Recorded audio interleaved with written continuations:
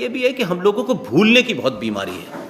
हम कल क्या घटना घटी है उसको भूल जाते हैं और फिर यकीन करने लगते हैं। इसी महबूबा मुफ्ती से किसी ने नहीं पूछा। हमने जब जम्मू में जाके पूछा तो हमारा प्रोग्राम उसने रुकवा दिया। हमने कहा महबूबा मुफ्ती तुम्हारे बाप का जम्मू कश्मीर नहीं है, तुम प्रोग्राम रुकवा सकती हो इसलिए कि तुम वजीर आला हो, हमारी आवाज नहीं बंद कर सकती हो। उसी जम्मू में इसी भाषा में बोल के आया मैं कि महबूबा मुफ्ती आप ये बताएं कि जिन कश्मीरी पंडितों के लिए आज आप घड़ियाली आंसू बहा रही हैं कि जम्मू कश्मीर में जो कश्मीरी पंडित हैं वो मेरे भाई हैं, मैं तो उनकी गोद में खेली हूं, हमारे बीच में रहे हैं। जिस वक्त कश्मीर में 19 जनवरी 1990 को, कल के दिन की बात बता रहा हूं मैं आपको,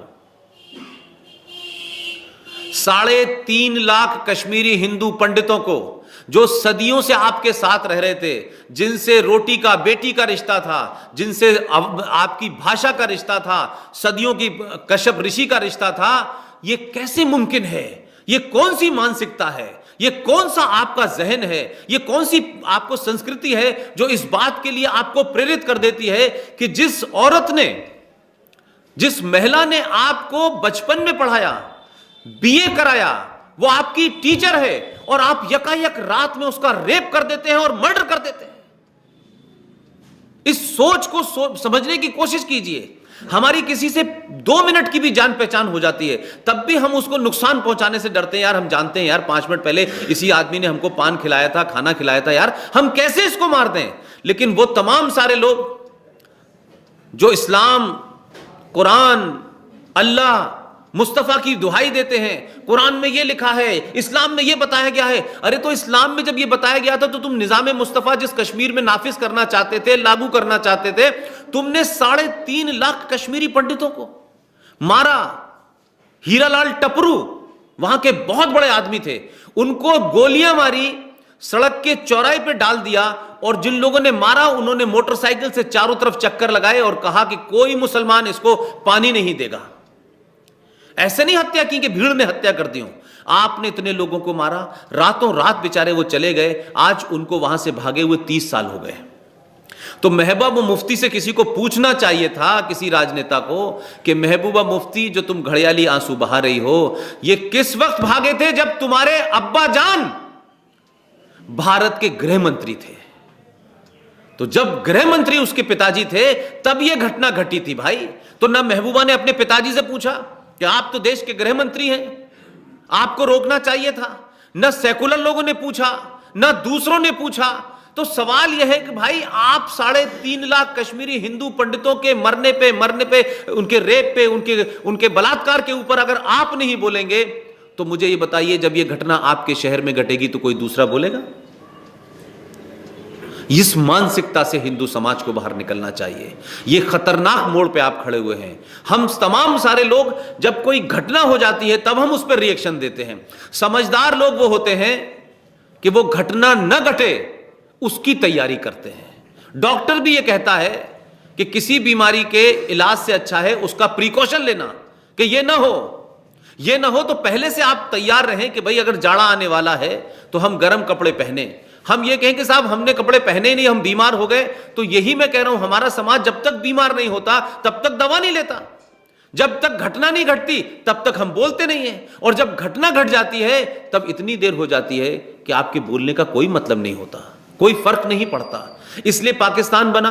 पाकिस्तान में क्या हो रहा है? पाकिस्तान आपका दुश्मन है। पाकिस्तान जो कर रहा है, मैं एक ही बात की पाकिस्तान की तारीफ करता हूं मंच पे और खुले मन से कहता हूं कि पाकिस्तान जिस मकसद के लिए बना था, पाकिस्तान जिस सोच से पैदा हुआ था, उस सोच पे पाकिस्तान 1 मिनट के लिए भी इधर से उधर नहीं हुआ। इसको कहते हैं राष्ट्रीय। ठीक है, उनकी बात गलत हो सकती है, उनका थॉट गलत हो सकता है, लेकिन अगर वो कोई थॉट है तो उसको वो पूरी ईमानदारी से जी रहे हैं। और 47 में जिन कारणों से ये देश बटा, अब तो हम नारा ये सुन रहे हैं कि देश तो बटेगा, लेकिन हिंदू तय करें कि इस बार कहां जाना है, कि जो हमने 47 में गलती की थी वो अब नहीं हम करेंगे।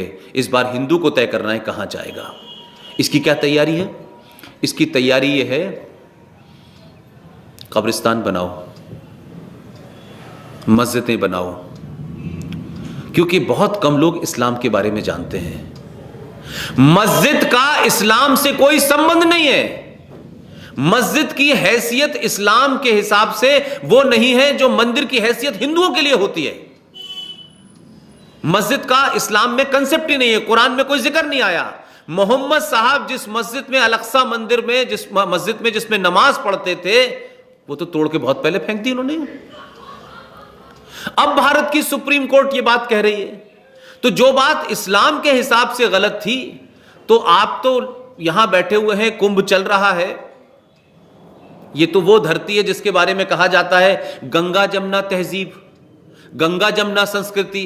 तो वो जो मुसलमान हैं, जो पाखंडी हैं, जो सेकुलर हैं, जो लिबरल हैं, जो कम कट्टर हैं, उनसे पूछो ना भाई कि अगर इतना बड़ा फ्रॉड इस देश में फैलाया जा रहा था कि मस्जिद अल्लाह का घर नहीं होती, मस्जिद का इस्लाम से कोई मतलब नहीं है, मस्जिद का सिर्फ उतना ही महत्व है जैसे आप किसी रेस्टोरेंट में खाना खाने जाते हैं और चले आते हैं। मस्जिद नमाज पढ़ने की जगह हो सकती है, लेकिन उसका कोई धार्मिक कंसेप्ट नहीं है। वो वहां से टूट के दूसरी जगह बनती है। पूरे 57 मुल्कों में बड़े से बड़ी मस्जिद को तोड़ के वहां सड़क चौड़ी हो जाती है, बड़े से बड़ी मस्जिद को तोड़ करके वहां रेस्टोरेंट बन जाता है। वहां एक चू नहीं कोई करता, क्योंकि वो कुरानिक पॉइंट से ठीक काम है। लेकिन भारत के अंदर इस्लाम और कुरान और हदीस और शरिया को लेकर के सियासत करनी है, हिंदुओं को डरा के रखना है। तो यहां तो सवाल यह है कि एक तो पहला काम यह है कि आपने जितने मंदिर और मस्जिदें तोड़ी आपने और उस मंदिरों को कन्वर्ट कर दिया, हम उसकी भी बात नहीं कर रहे। उससे एक कदम और आगे चले जाएं। कुरान मजीद ये कहता है कि अगर नमाज पढ़ने के लिए तुमने किसी का दिल दुखाया, नमाज पढ़ने के लिए तुमने किसी ऐसी जगह का इस्तेमाल किया जो विवाद हो, जिस पे किसी ने तुमसे मना किया हो कि यहां मत पढ़ो नमाज, तुम्हारे नमाज पढ़ने से हमें तकलीफ होगी, तुम्हारे नमाज पढ़ने से यह जगह खराब हो जाएगी, नमाज मत पढ़ो, हम इसको नहीं मानते, आप कहीं और पढ़ लें, उस जगह नमाज पढ़ना इस्लाम में हराम है। अल्लाह ऐसी अजान और नमाज को एक्सेप्ट ही नहीं करेगा। लेकिन यह फ्रॉड आपके देश में हो रहा है कि हम जब तक बाबरी मस्जिद नहीं बनेगी मुसलमानों को सुकून नहीं मिलेगा। भाई बाबरी मस्जिद बनाने का हुक्म इस्लाम में कहां लिखा हुआ है? कहां लिखा है? लेकिन हम वे भी कर रहे हैं। एक दूसरा फ्रॉड जो हो रहा है, मैं समझता हूं कि जैसे सुप्रीम कोर्ट में आजकल एक्टिविज्म है, इस पे भी फैसला आएगा। इस्लाम के अंदर कब्रों का कंसेप्ट नहीं है। आपको लगेगा कि मैं कोई अजीबोगरीब बात कह रहा हूं। इस्लामिक पॉइंट से जो भी साहिबान जिनकी मौत हो गई है, जो फौत हो गए हैं या जिनकी मृत्यु हो गई है, उनको जाइए, पूरा जो आखिरी रस्म है उससे उनको दफन कीजिए। उसके ऊपर कोई पत्थर लगाना, ईंट लगाना, बड़ा करना हराम है। यह इसलिए है कि थोड़े समय के बाद वो कब्र लेवल हो जाती है, फिर दूसरे लोग आ जाते हैं। लेकिन हिंदुस्तान में कहा जा रहा है ये तो औरंगजेब के ज़माने का कब्रिस्तान है, ये फलाने के ज़माने का कब्रिस्तान है, यहाँ कब्रिस्तान के लिए जगह नहीं दी जा रही है, कब्रिस्तान है तो इसकी बाउंड्री के लिए सरकार पैसा दे। ये सिर्फ एक तरीके का जिहाद है। ये उस जिहाद का हिस्सा है जिसको आप लोग नहीं बताया गया आपको, जिसको आपके बारे में आपके लोगों ने नहीं बताया और उन्होंने नहीं भी बताया। इसीलिए आप देखें, प्रॉफिट मोहम्मद, जो मोहम्मद साहब इस्लाम के पैगंबर थे, उनकी कब्र देखी है किसी ने? कहीं है उनकी कब्र? इतने बड़े रिलीजन जो 1400 साल पहले शुरू हुआ, उसके आखिरी पैगंबर साहब, उनकी तमाम बारे में बात होती है, उनकी कब्र नहीं है। उनके रहते हुए आप मुझे बताएं, उन्होंने कहा कि ना कोई तस्वीर होनी चाहिए, ना कोई मजार होनी चाहिए, कि लोग इसको शुरू कर देंगे दोबारा से। लेकिन हमारे यहां झूठ का पुलम्मा चढ़ रहा है। जो लोग हज करने जाते हैं उनसे पूछें कि वहां एक टूटा सा हिस्सा पड़ा हुआ है, उधर देखना शिर्क है, लोग कहते हैं या मोहम्मद साहब को दफनाया था। उनकी कब्र होती तो फिर ये मक्का के चक्कर क्यों लगाते लोग? फिर तो लोग आप जाते और उनकी पूछ के चले आते।